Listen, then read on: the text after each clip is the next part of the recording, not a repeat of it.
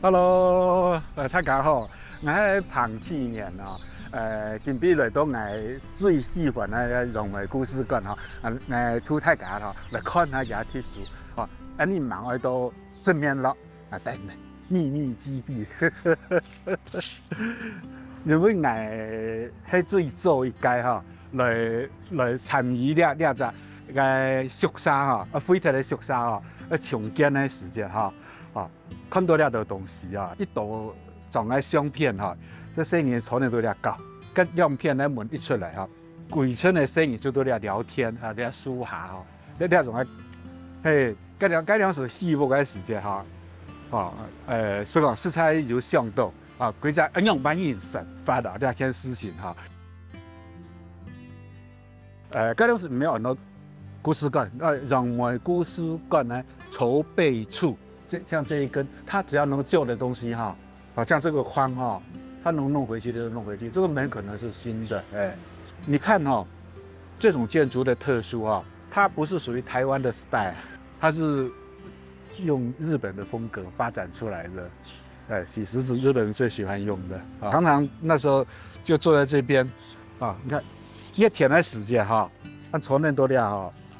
哈，這樣子兩根腳這樣子。做累的，有點像小哲學家一樣，在這邊這樣子坐在這邊，這樣看外面的樹林，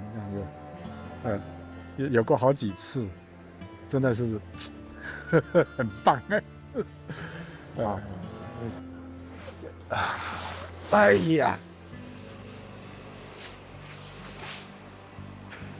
非常歡喜來到了。結果你看到人講哈，嗰陣時一打開嚟，全部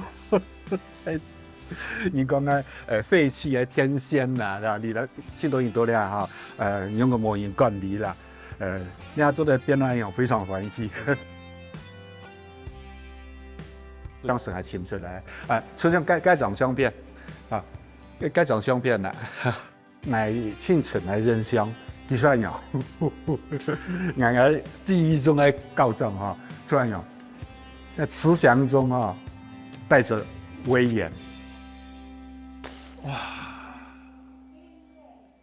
一晃20年。